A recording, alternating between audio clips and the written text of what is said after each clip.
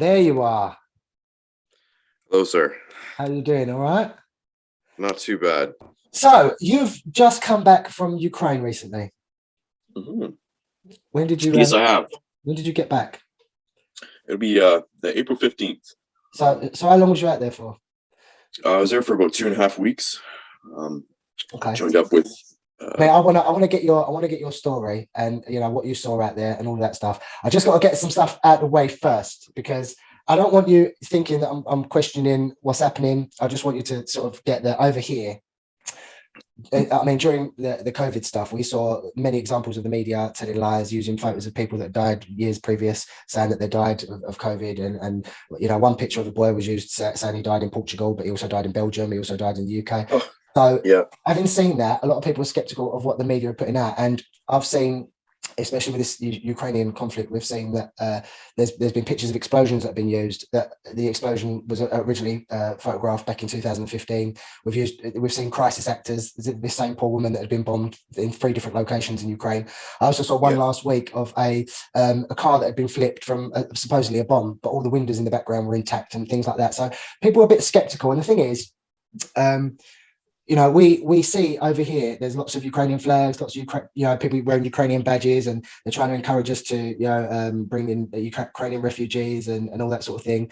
And a lot of people are saying, as I've mentioned to you briefly when we spoke the other day, that a lot of people are saying, well, why was you not donating money to Yemen or to Iraq or Palestine or all these other conflicts, Afghan, Kosovo, all these other things we've seen. And so people are a little bit skeptical because they realize that, as I said to you the other day, we don't see any Russian flags and stuff. So the media, they want us to see that Putin's a monster and he's evil and he's the instigator and all this stuff. And all the headlines was Russia declares war on Ukraine and all that sort of thing. So first of all, what was the first you heard about on the media over there? Was it the same sort of thing over there? The media over there. Like I said, that was probably I didn't spend much time in front of a television while I was there. No, I mean before you went, like in Canada, what was the first you heard about them? Yeah. Sorry. It probably would have been just as I was lying in a hospital bed, and on the end of February there. Like I said, I was in the hospital for actually high blood sugar. So I would have been at home seeing this play out on the news, and just started wondering about other diabetics in that situation. Either with seeing them on the convoys leading out of the country, those long lines that you first saw at the borders, like when we first started watching this, just thinking about children with type 1 and young adults with type 1 that were, in these cars, hoping that they had enough insulin, and then hearing that they did not. It kind of started to revolve around that. It was just what can I do for these diabetics that are over there? Again, they're a modern nation, so like I said, I assume that they're having problems with both type 1, type 2, and gestational diabetes. So I wanted to make sure that I could get insulin together, even it was just on my back. Like I said, I wanted to take it over. Insulin's very portable, and like I said, I want to try and get people to come with me, but no one seemed to want to when I brought it up first to my family and some of my friends. It was mostly just the seeing it play out over and over on the media. It's a very noble reason for you to go over there. Was your family supportive of you going over there? Was they, or was they a bit concerned, or did they advise against it? Well, just as you had seen on the television when it first started playing out, was they were worried about this. Their son.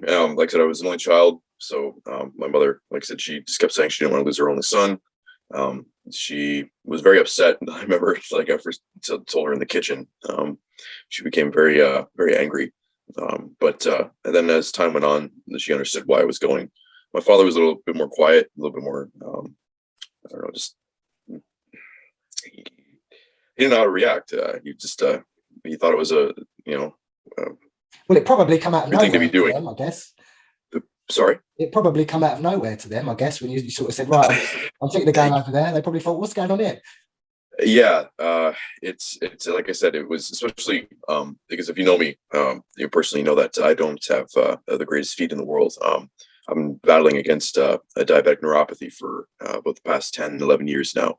And like I said, it's a disease that's slowly taking my feet. You lose all, feeling, and then they start amputating toes and then pieces of your feet. It scares me. Like it scares the heck out of me.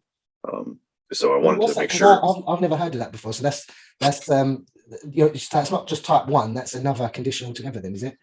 Yeah, it's another condition caused by diabetes. I didn't look after myself while I was in my 20s. I could pride myself on saying that I was never a big drinker. I still don't drink today. I never really drank through my youth, which is something that they always told you back in the day for type 1s. Drinking was never good. And then hard drugs never fascinated me. They never interested me in any way. It was just the good old sugar. And sugar was helped kind of ruin my 20s there. My sugar was always off. I hated testing. That was my problem. And it led to me having diabetic neuropathy come into my life, when I was about 24, 25. It's like this unimaginable pain. All different types of pain come from it, from this the pins and needles to having like your foot sitting in a fire. And it's always there. It never leaves. The only time you don't feel it's when you're sleeping. Like I said, they were really scared about me going over there because one, my sugar has not been the greatest. Like I said, I have a new tester, which I can, like I said, it's a sensor that's underneath my arm, so it's easier to test my sugar. So I really worked hard, getting out of the hospital, getting my sugar down, and trying to, like I said, work towards this goal of being able to go there. It was killing me that I couldn't, get on the plane and jump right over there as I wanted. I believe we have a history of volunteerism in Canada here. And what I mean when I say that is, especially for the mother country, as in Great Britain, we gave, like I said, we gave a number of our sons for a number of world wars, not including, I said, or sort of mentioned, I should also the Mackenzie Papineau Brigade. It was a battalion, of soldiers that went to fight in Spain, in 1937, all volunteers, and then they were all charged by their government. And then you have again the volunteers of 1939 to, I took my grandfather's example there. If I can't go over and fight, which I wanted to do, then I'm going to do something else, which is going to involve humanitarian deeds and try and help these folks. So this is the thing. I mean, it's very brave, given you just got out of hospital yourself, and given your condition, that you wanted to go over there and help other people. That's a really noble thing to do. But see, I mean, I'm very pro humanity. I don't want anyone to die. The thing that I was getting at, and as I say, you can tell your story about what happened over there. But I mean, we've seen a lot of stuff, as I briefly mentioned the other day.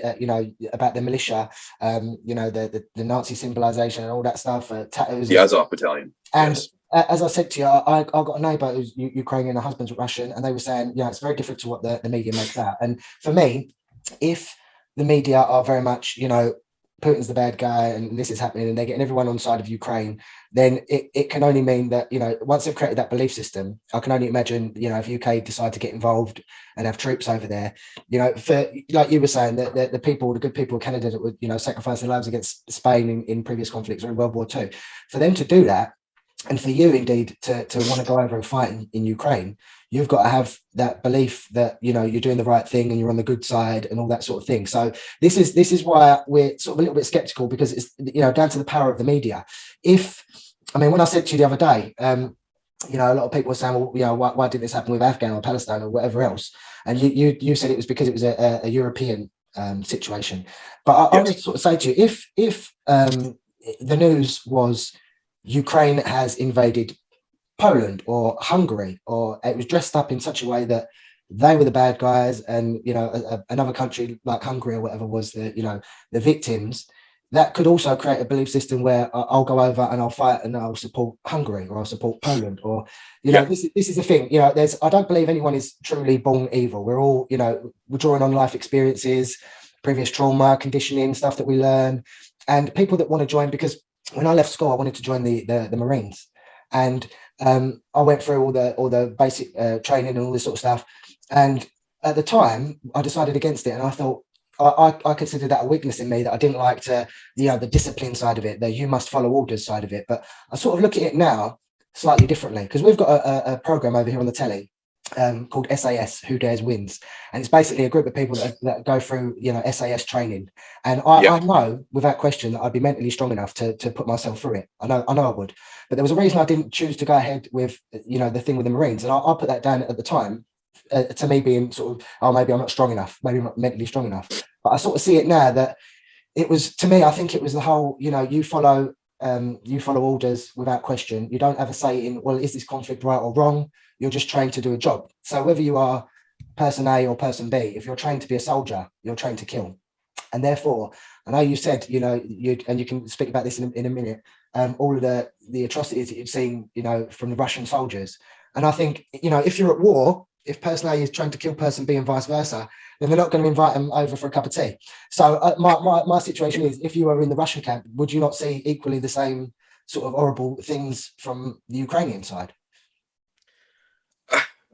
See, that's like I said, it's we need a face, right? I guess like when it comes to hate, and you know, Putin has definitely given us a face to hate.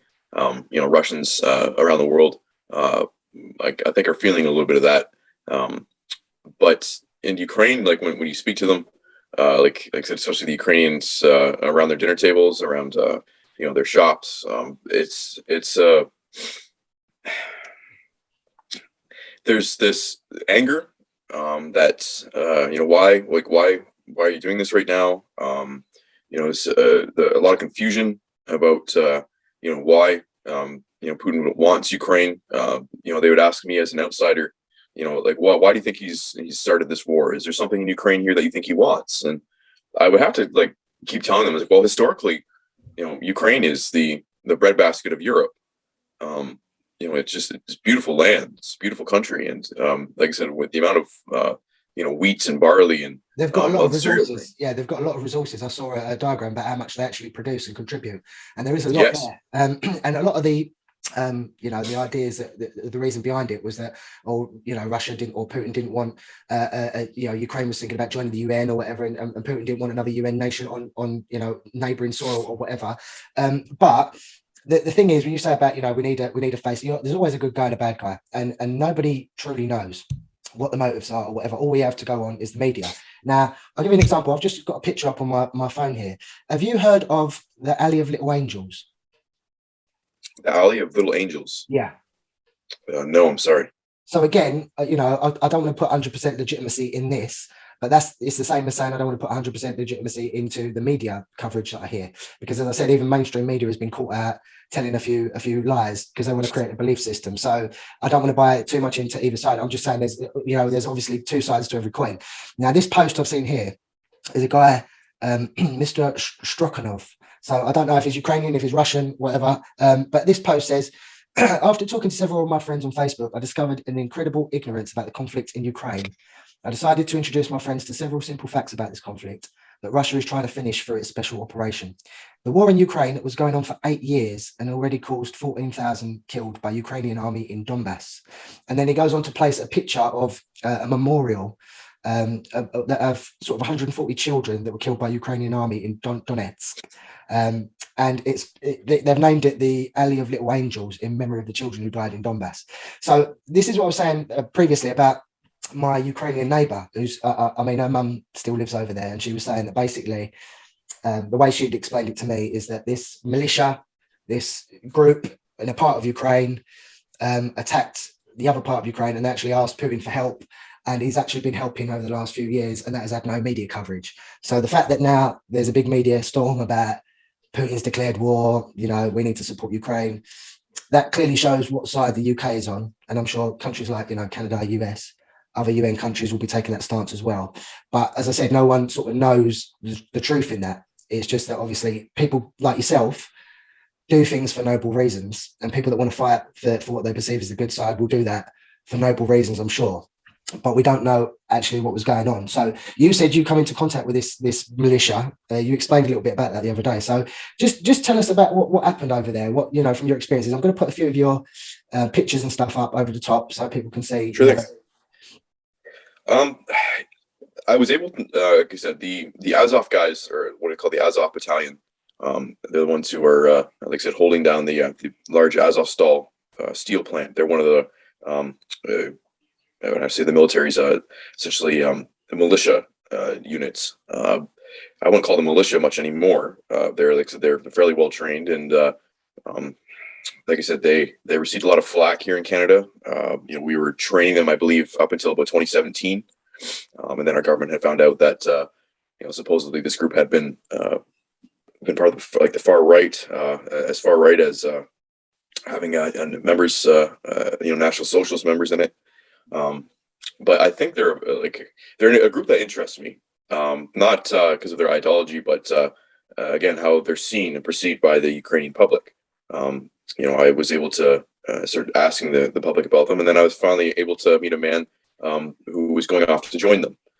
He was in Lviv, and he was waiting outside one of the number of army surplus stores that we had to wait in line.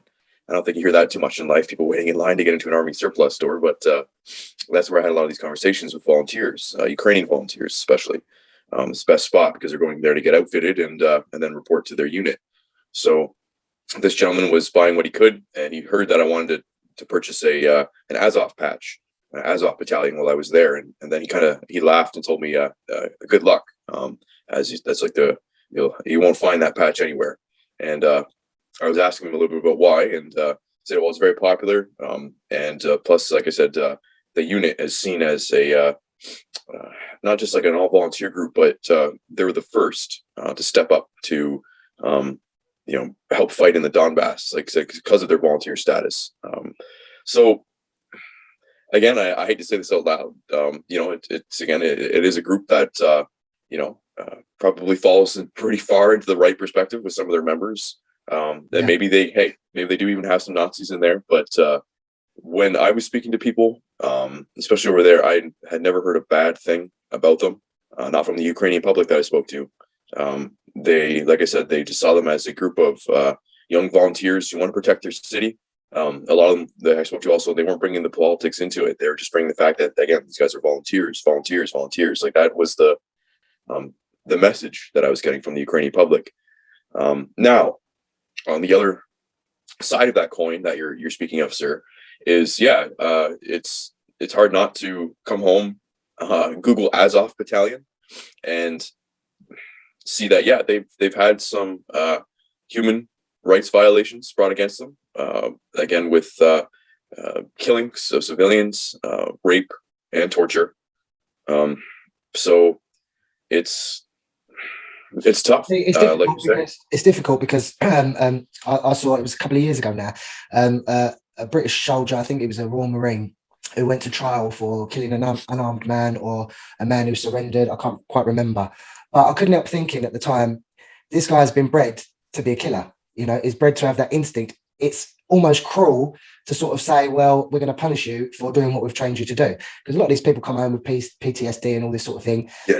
So you've got to sort of look at it both ways. And when it was a couple of years ago, all we heard about was ISIS and all that sort of thing, and there was a lot of times where, because we were getting inundated with this, I wrongly looked at people and thought, if you're of the Islamic belief or whatever, then you're on the other side, Yes. Which is wrong, because I've since come to learn that the US Pentagon had spent about 450 million paying UK PR firms for ISIS propaganda videos. And so if you were, because there was also a lot of people that, Muslim people that were converted, turned to extremists and went over to fight for ISIS.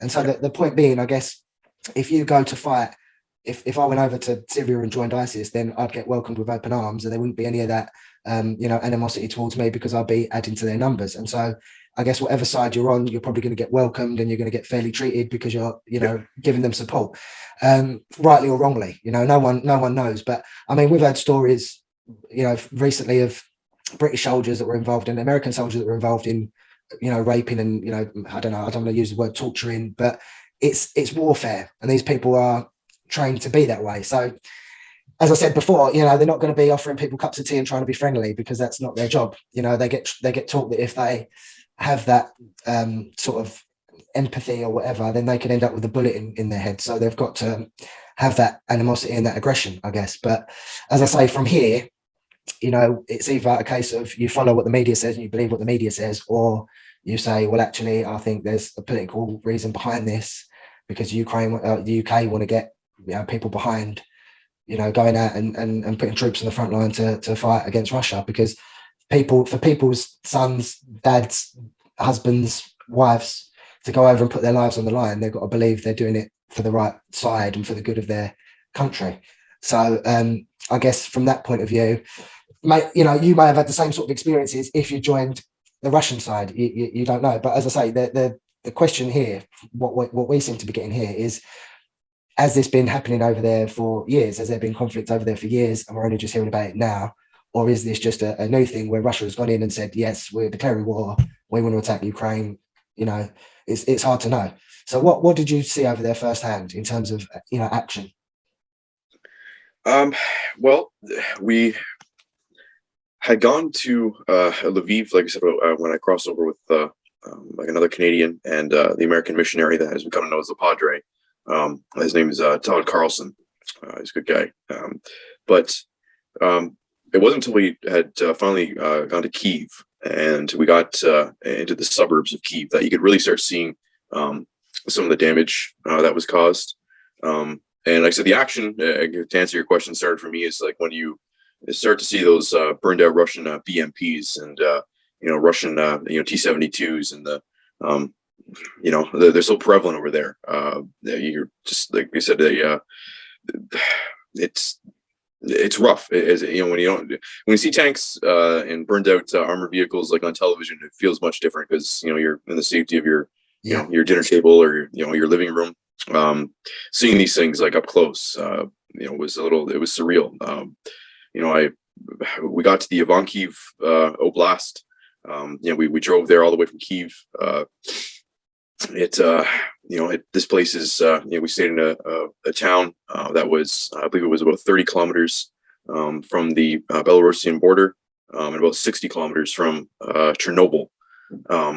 So they were able to take us to Russian positions after we had offloaded a bunch of things at the local Baptist church. Sugar, salt, cola,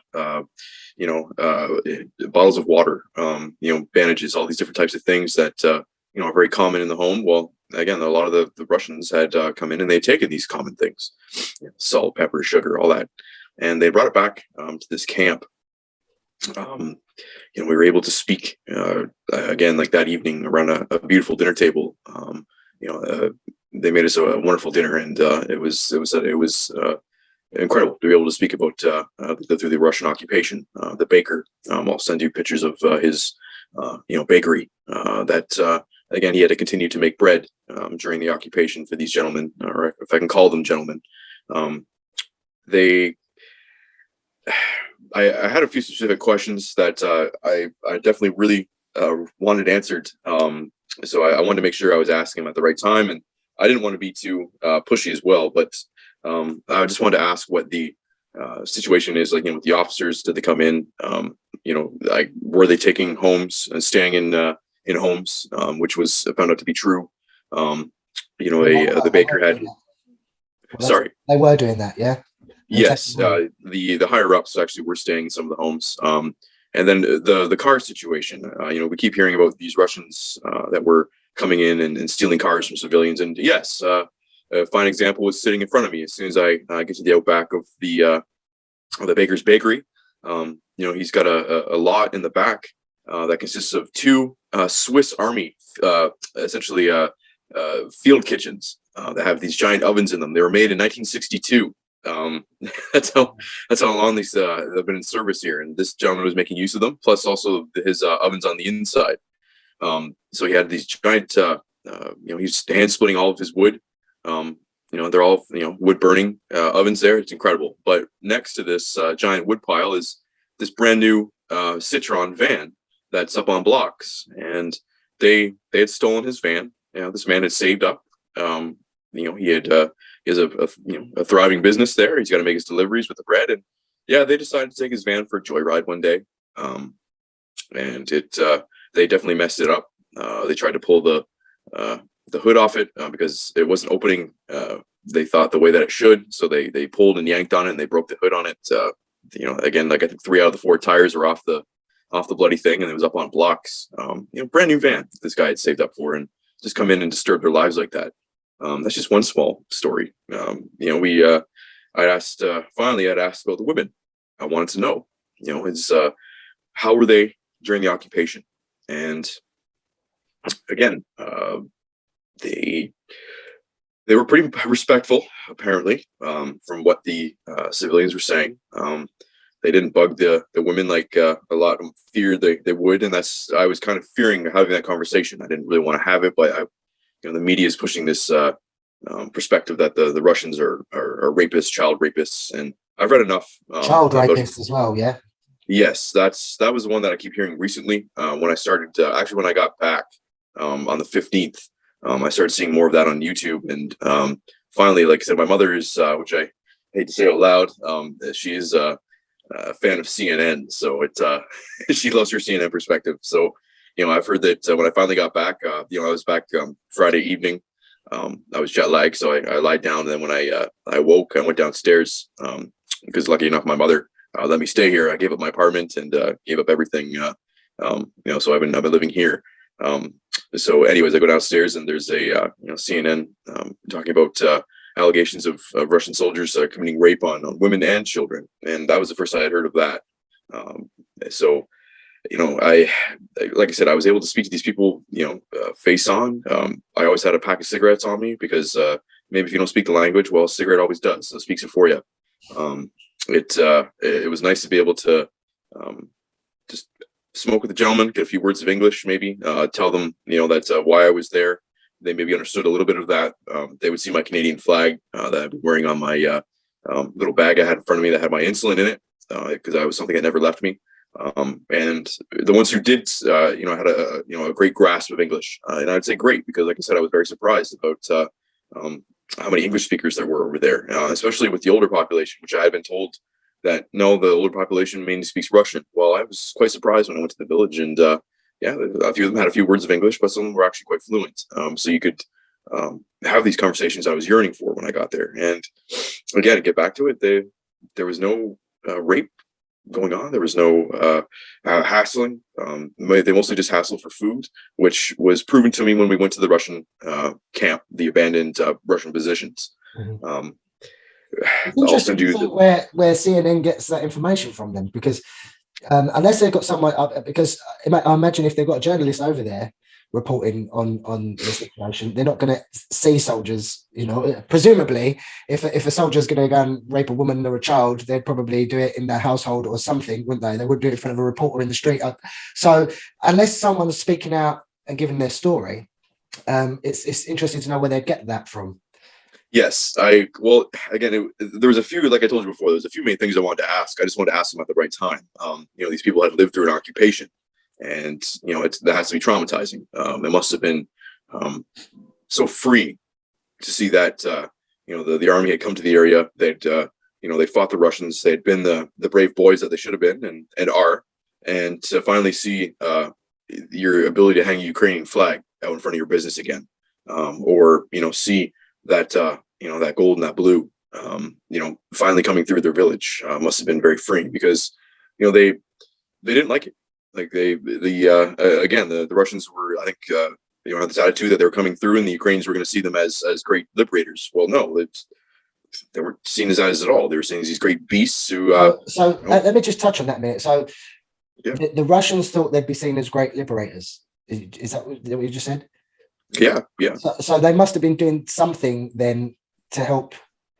This is what I was saying before. It's hard for us to understand here because, as I said, what I've heard here is that it was a small minority in Ukraine that was attacking another part of Ukraine. So for Russian to be seen as liberators for attacking Ukraine, then presumably they're not attacking the whole of Ukraine. They're just attacking this section or this militant area or whatever. Is that?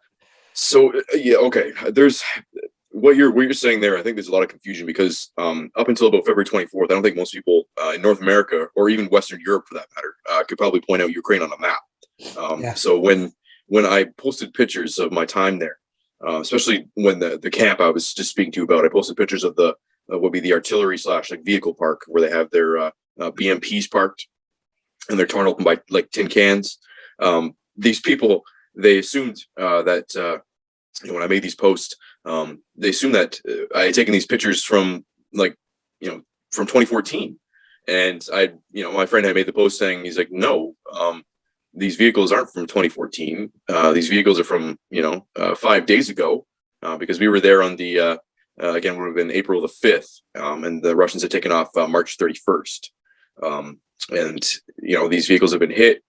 Again, they were complaining about the oxidation of the vehicles, saying that they were oxidized too much and they've been sitting there for too long. And I was like, well, first off, if you had a basic concept of European geography, then you would realize that the Donbass is over 15 hours away from the Ivanki region. They just assume that Ukraine was hit in 2014 by the separatists, and it must have been in all different parts of Ukraine. Well, no, it's in the Donbass region, the area of again that we're seeing now that Mariupol. Mariupol was taken back, I believe, in 2017. It had been a besieged city, and then now even looking on the Moldovan border of Moldova, and seeing that again the Russian separatists that are running the line to the Ukrainian border there as well. They have support. They have support in Ukraine. Because like I said, historically in the East, Ukraine is Russian speaking. I met many Ukrainians who, barely speak a lick of Ukraine. They have a few words, but they're Russian speakers. They're from Sumy or Kharkiv or, Poltava. Like I said, they're from Eastern Ukraine, but, they're Russian speakers. And again, they've either mistaken for Russian themselves or, again, they face a little bit of animosity in Lviv. I was mentioning this to you before we spoke, was the hostel that I was staying in had about 22 to 25 young gentlemen in it. Two of them were only working out of the 22 or 25 that were there. The rest they couldn't get jobs. They're Russian speakers. They're trying to hide away from the military and the police. They love Ukraine. They are very patriotic, but again, like as in the you would see in America, they're conscientious objectors. They don't want to be able to have that ability to pick up a firearm and kill somebody. They don't they want to have any part of that. They want to support Ukraine in any other way, work towards a free and democratic Ukraine. But again, it was really tough to hear their stories because their lives have been turned upside down. And it's terrible for anyone who's caught in conflict, isn't it? I mean, going back to that, you're talking about the guys that had the Citroen van stolen. I mean, if the UK got involved and ended up being at war with Russia, despite what the citizens want, I don't want no war. I don't want to be involved in no war. I mean, when it comes to a stage, you've got to, I guess if countries didn't have military, then they get taken over by other countries or whatever. So you've got to have that defence in place. But for the civilians that are caught in the crossfire, I mean, if the UK was at war with Russia, and Russia ended up sort of infiltrating UK soil, then maybe we would be seen as fair game for them to abuse the civilians as well, because they're at war and they see us as an enemy if we're English speaking or whatever. So, Russia is just walking around thinking that they can just do these things in these sovereign nations. It's pretty brutal. Like I said, their government, like I think, is it's earned itself that that monster like being that people see them as. Just to get back to that camp I'd seen, like that's the main point. And one of the most important photos I will send you, sir, is, like I said, it's been coined the picnic by a friend of mine, and it shows their commissary area, and all of it is Russian, stolen food that you've seen from all the Ukrainians' homes that they had gone into. Packs of sweets, a bottle of booze, sliced bread that's on the table. You wouldn't see this type of thing in a British Army camp, the Canadian military, or the US military for that matter, because I don't know. I mean, I've heard some stories. You just don't know what people are capable of when they're in that. No, but I do know what our militaries are capable of, sir. Again, these are I'll use Canada example, and Great Britain too. Again, you have all volunteer force. It's an all volunteer military, and like I said, another war that comes to mind that you guys are celebrating here, that was the Falkland Islands. That was a fine example of what a all volunteer force can do against a bunch of conscripts. And would you guys go down there? Well, you went down there to do some work, and you protected those islands. You protected the integrity, the British integrity of those islands. The thing is, it's all about the end game. I mean, no one likes a bully, and if people are suffering, then you want to help in any way you can. But at the same time, I mean, we've sort of lived with Russia for however many years without any conflict. If the UK was going to get involved and take it to that level, then there'd be a lot more life lost, basically, from both army personnel and civilians. You would have thought. The UK has a heavy hand there right now. I didn't see you hear about them on the news all the time, but I wasn't fortunate enough to see an American-made javelin. But I was fortunate enough, and I can send you the photographic evidence and the short film of being able to see a British-made NLAW out of the back of a bright yellow van. It was surreal in front of a church.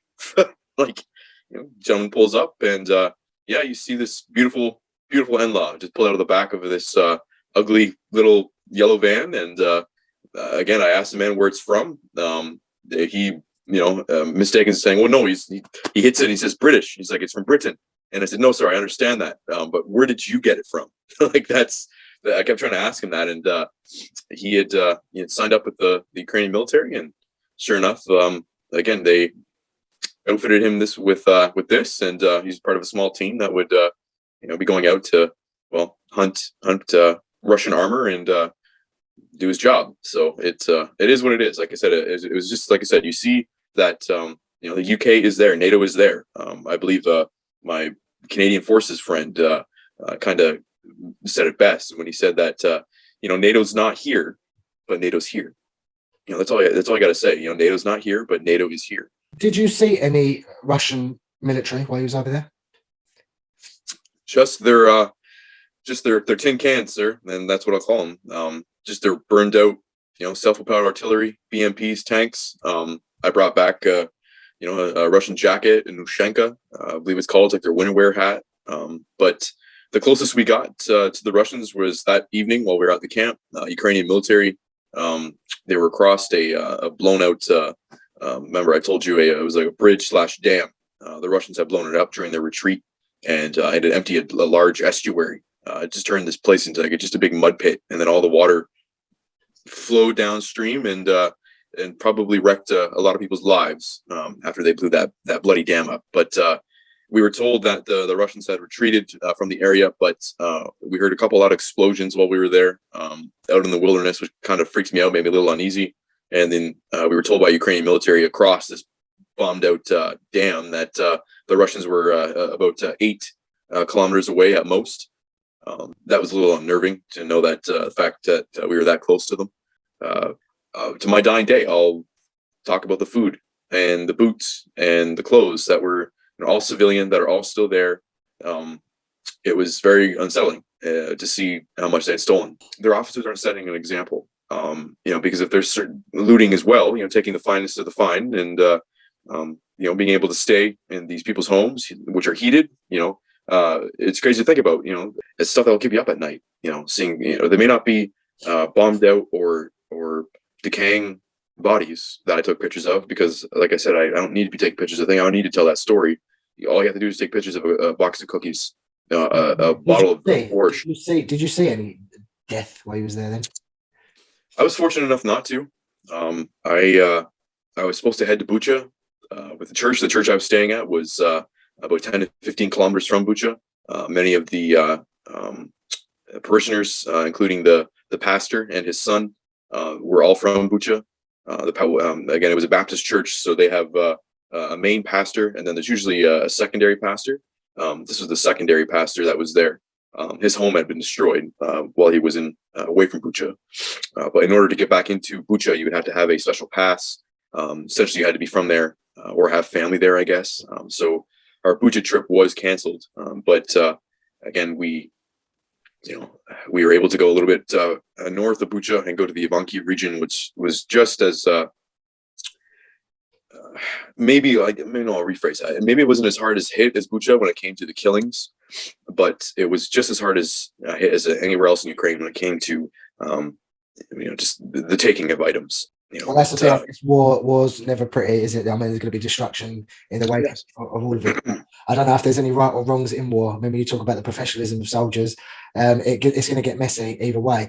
The thing that I sort of think about is we've seen on news, that they've bombed specifically hospitals and schools and things like that. But then, like with you talking about the dam, now I know they can't just go nuking places and throwing missiles about because it'll be a bloodbath. It'll be World War III without a doubt.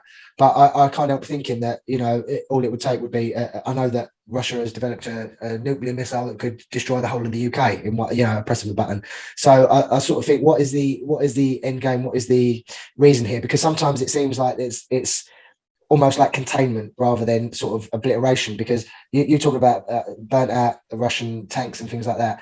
I would have thought. I mean, Ukraine's a massive place, but the compared to the Russian army, I would have thought if Russia wanted to annihilate the Ukraine, it could do that. Pretty easy. I would have thought. It seems Yeah, like a payment I issue. think they would have agreed with you on that before the war. Sorry to interrupt you there, sir. I Oh, no, apologize.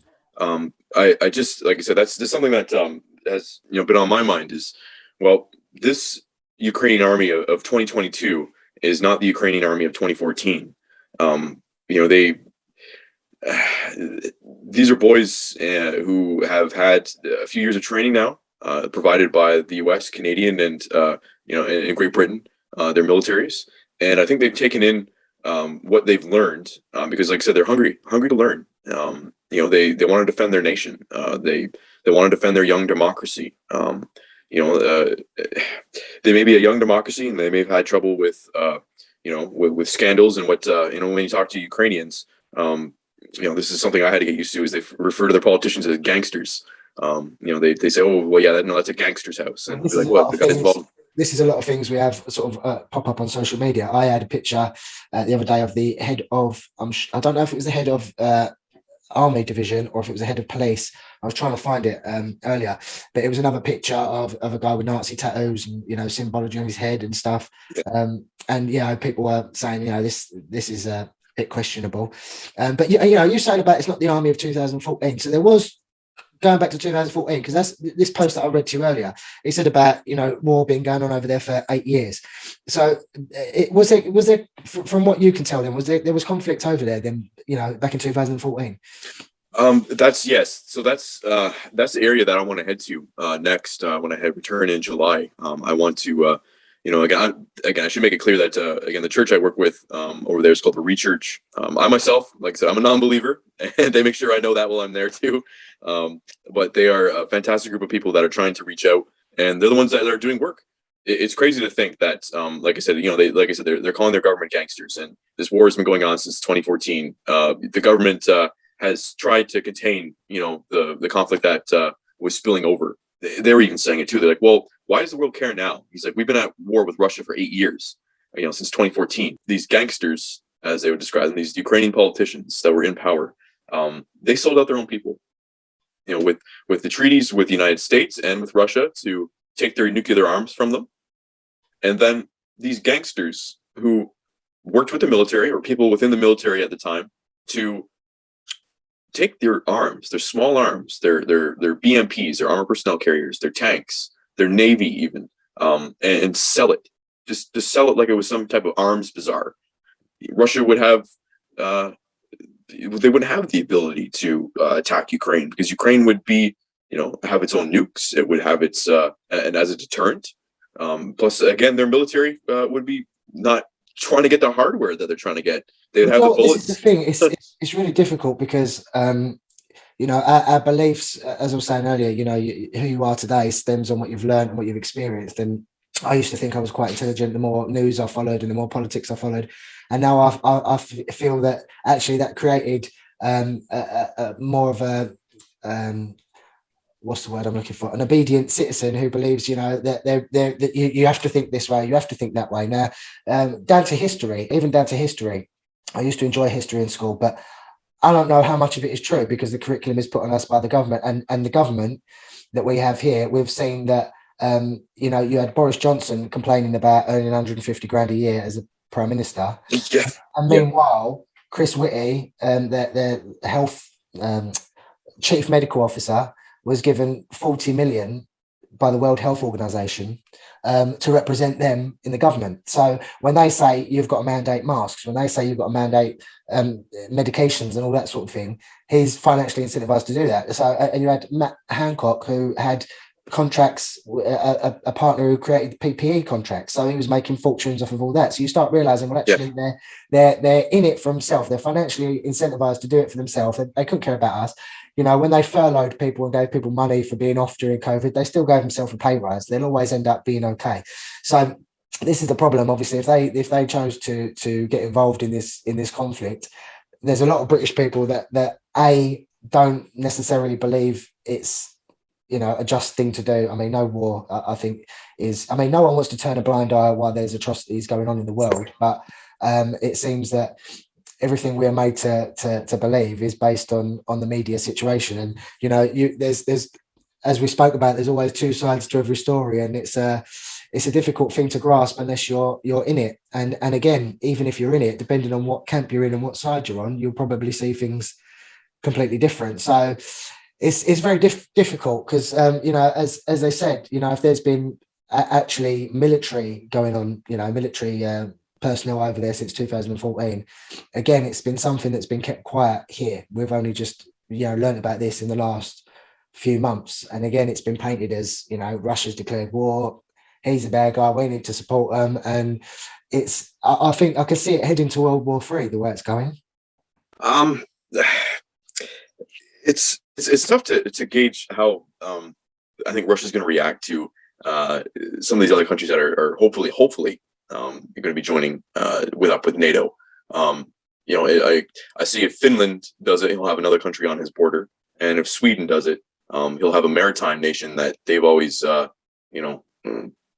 disrespected, with their flyovers in the Baltic. When this war breaks out, you have, and we've discussed this line the other day, was Zelensky being a Winston Churchill figure, for Ukraine, and how he kind of was the man in the moment type of thing. It was hard for me to see him any other way. You go talk to a few Ukrainians there, and they'll tell you, they're like, I don't like the guy. Like, it was kind of weird to see that other side saying, he's like, okay, well, yeah, I mean, he might have been able to step up now, but he was kind of letting us down before the war. This is something actually why you bring him up. We see a picture of him in the media, all army personnel dressed up with his gun. There was a few things people pointed out with the pictures that didn't quite, made it look like it was a setup and a stage. And it's amazing what you could do with a photo shoot to get people to think a certain way. And this is why there's, it's, as I say, it's really difficult because I don't want to dismiss anything, but I don't want to accept it fully at the same time, because we've seen how things played out in the past. I mean, Trudeau, he's not been, I would have thought, thinking of Ukrainian, thinking of Canadians' best interest with some of the things and decisions he's made recently. Wouldn't you think? That was another thing too I had to explain, while I was over there, was the, I'm Canadian, but I'm not my government. Or I had to explain to him as like, we're Canadian, but we're not our government. Do you not support Trudeau then? Because when I see like the convoys that were going on, that all went very quiet, but he was freezing people's bank accounts. He was euthanizing their pets, from what we hear. I don't know, again, how much truth is in it, but I mean, he was threatening all that sort of thing, and you sort of think that's very dictatorship type. Yes, behavior. It is. Yes. In comparison to, in watching the American news media commenting on Canada, it was like I said, it was kind of funny. February was a big month for this year, I believe. A lot happened in February between the Canadian truckers and that going around the world, which is, like I said, I could not believe that. Big deal. It was a very big deal. Yeah. Yes, and now Canada's seen as this like as a place to go. It's a beacon of democracy, if you will. It's seen as like the ideal UN partner, but now I think we've really lost a lot of that. It was only maybe 4 years ago. I was genuinely thinking of emigrating over there because it's a beautiful country. But given how things are, it would be the last place. No disrespect to you, but it'd be the last place I'd want to go to, because what I've learned, given where COVID's come from and who's behind which organization and where the money comes from and what politicians are linked to these people, you can see that, well, actually, I don't trust, and a lot of people here now don't trust the government at all. And therefore, if they was to lead us into war, you would instinctively think that's the wrong thing to do, because you whatever they say, you want to sort of do the opposite. It's not a case of being a rebel, but it's a case of thinking they don't look that they've proven not to have our best interests in mind. It's tough. You read, especially, like I said, with Canada's close ties with Great Britain. Historically, like I said, when we were called up to go because Britain told us, we went. In 2 world wars, we did that. It's weird to see, how the government is perceived now, because before, that's where you trusted your government, to lead the country, to lead the nation, and its people. And you're not seeing that today. Like, I don't trust Trudeau as a leader. He doesn't have my best interests in heart, or Canada's, I believe. The man, he used funds to fix up his own bloody cottage, like public funds. There was a big scandal here. Why? Why and how can a leader use public funds to fix up a private home? We just had, in the interest of transparency, we've had the MPs, publish their tax returns, and between them, they've paid about 50 quid worth of tax or something like. But the thing is, I don't know whether it was COVID was the catalyst or what point it was for me. But when I started looking into, as I said to you, I was completely when the whole ISIS thing was going on. I was wrongly, I'm ashamed to say it now, I was wrongly judging people based on their beliefs, their religious beliefs, their skin color, based on what I was hearing on the media.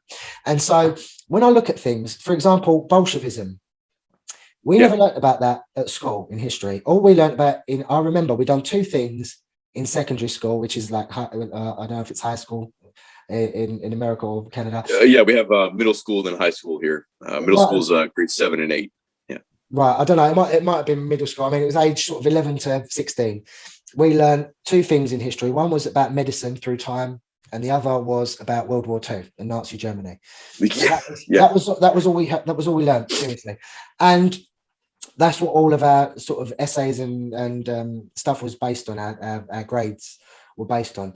And when I started learning about Bolshevism, that was only a couple of years ago that I'd come across that, where Germany or Russia, I think, had killed something like 6 million Christians in Germany or something like that, and done it through sort of the use of starvation. And there was pictures of these people that look very similar to, say, the Jews in the concentration camps. Yeah, that's talking about the Holodomor.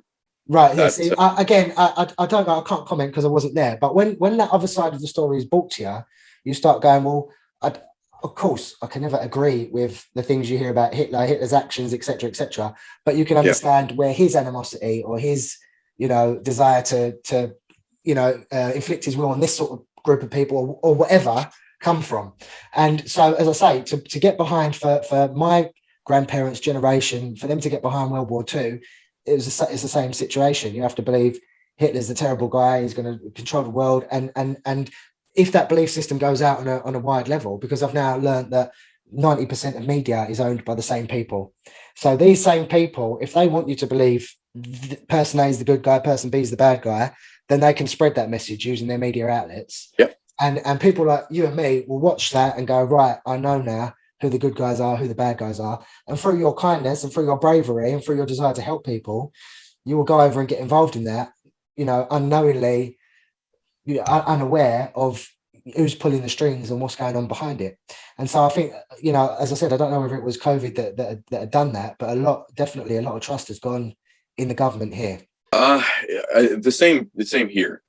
There's this, the truckers really kind of think push that home, by saying, we need to shut these mandates down. How can they be doing this to our leadership? There was a bunch of questions that came out of that. And it all just kind of went away too. Our media moved on to the next thing, which scares me about this conflict. I meet all these wonderful people over there that they're suffering. They have, food, medicine issues, and what's going to happen to Ukraine? People are going to be like, oh yeah, support the blue and the gold, support the sunflower, and then now. Well, it just goes to show how powerful the media are, because they can flip people's attention on a dime, can't they? I mean, they had everybody focused purely on COVID, and then it was as if COVID disappeared. Now it's war, and now the war thing's gone quiet, and you wonder what the next thing will be, because they can turn people's attention just like that. And the thing with the mandates and all that sort of thing, there's many questions about, well, if this medication works for you to protect you, then why do I need it? And it's about freedom of choice, I guess. There's a lot of people saying, well, if I want to throw myself off a bridge tomorrow, that's my right. If I decide not to have this, that's also my right. But there was a lot of coercion and a lot of sort of bullying and even bribery, and the level that they were going to was making it obvious to people that was able to see that, to say, well, hang on, there's obviously some political motivation behind this. And when you see who creates it and who they're connected to and sponsored by and where the money goes to and from, you can quite clearly see what's going on. And there's got to be, I mean, I don't know, this is a little bit deep, but I interviewed another guy the other day who was talking about the origin of money and how your birth certificate's creating a trust fund where everything goes into, and it's quite deep if you're not into all that stuff. But he was saying that war is created because when people are killed through war, the government are able to collect your trust fund that's been sitting there. I mean, it's another level, really. It's next level stuff. But even people get rich off of wars, don't they? So there's always a reason behind it. And that's my concern. What is the agenda? Because as I said, when the media pushes something so hard, they want you to believe something so hard, it's either to create division on the ground. They created a lot of division between mask wearers, non-mask wearers, vax, pro-vax, anti-vax, Ukraine. Well, they're not doing the Ukraine-Russia thing, but they are making people question the legitimacy of the war. And because you've got another group of people that are saying, well, actually, Putin paid off all his debts to the Rothschilds and he's banned them from entering Russia. And he's trying to do away with the elites that run the world. He's trying to do away with the evil people that are behind everything. And so from that point of view, you could say, well, maybe he is a good guy and the media is spinning it wrong, because when you see who owns the media, you see that they're in bed with the same people that are, Rothschild. Hey, I can't, like I said, I don't see anything that he's doing as a good thing for Ukraine. Like as I told you, when these men who have invaded this country cannot be seen as liberators because of what I've seen with my own bloody eyes. Why was they expecting to be seen as liberators then? Why did they expect that? I again, it's that history repeats itself. In the same area, Germany, they Nazi Germany, when they invaded the East, people saw them as liberators in the East. They're like, oh my Lord, somebody has come here and they're going to rescue us from Stalin and Stalinism, and that's what happened in the Ukraine at the time. The Germans were seen as liberators. You have Cossacks that sign up with the SS. They have their own bloody battalion in the SS, Cossacks, Ukrainians fighting on behalf of, like I said, Nazi Germany. But you also have a split in Ukraine because you have Cossacks that say no, and they still join up with the Soviet Union. And they fight on behalf of the Soviet Union. So you almost have a small civil war going on in Ukraine between Cossacks that had been promised their own homeland, a free homeland by Nazi Germany after they're done the war, after they're done fighting, and then Cossacks who had stayed loyal because they know how powerful Joseph Stalin's government was and what they could do to their people and what it did do to their people afterwards. You don't really hear about the Cossack genocide in history. No one ever talks about that. But millions of Cossacks were put to death after World War II. This is the thing. There's lots of ins and outs, and there's lots of things going on in the world that we don't know about, and we never will. All we can do is rely on those that tell us the story to tell us the truth, and to be able to sort of decipher what's BS and what's not. But will you be planning on going back over there? Is that your? And also, did you manage to help some people out of insulin? That's why you went over there. For. We never sort of got to that. Yeah, no worries. So I plan on going back this July, and when I did go over, I was to essentially bring as much insulin as I could carry on my back. I stocked up, this big bag that's right here, like this giant U.S. military bag. I brought over one change of clothes. So I wore the clothes on my back, plus I brought like a sweater, a pair of pants, and a shirt, and then everything else in there was just room for insulin. So it was all different types of from my Novo Rapid mealtime insulin that I take to a Basaglar, which is a basal insulin for meant for it's in your system for 24 hours. That one you can kill two birds with one stone. Type 1s take it. 3 birds with one stone, I should say. Type 2s also take it, and I was bringing it over for women who suffer from gestational diabetes. Women can develop a form of diabetes while they're pregnant. So the 24-hour or the basal insulin can be used to help treat them, and then the diabetes actually usually disappears after the pregnancy. So the church had asked if I could help purchase medical supplies. So I was able to purchase just over 29,000 hryvnia in their money there. So it started about $1,200 Canadian was spent of my GoFundMe to make sure that you just get common things. Are you going to be setting up another GoFundMe then so people can donate when you go over? I have my original GoFundMe still up. Like I said, I've been lucky enough to have a few donations in the past few days. Is that from your Facebook, on your Facebook page, is it? Yes. Are you happy for me to share that on here, your Facebook page? Oh yes, please do. Do you know what? It's been really interesting talking to you. And I think it's a really brave, really noble and kind thing, and very courageous for you to go over there and help people. Thank you, sir. I wish you all the best of luck, and keep safe, look after yourself, and carry on doing what you're doing, because I'm sure these people are really grateful for your help. Very, like I said, they were just the kindest, most warm-hearted people I think I've ever met in my entire life. If you get a chance to go, sir, I would tell you to grab a camera. Tell the wife and the kids that you're going to Malta or some Italian beach, so you don't worry them, and then just and go. I'll end up single if I did that. You're joking. No? Yeah. I'll put it on there, and I'll put a link to your Facebook page so people can donate to you, and we can see, that you've been over there and what you've been up to. And as I said, I'll be following you when you go over there in July, and I'll wish you the best of luck and the best of health. And I hope you continue doing what you're doing. Thank you, sir. You have a great afternoon. Take care. You too.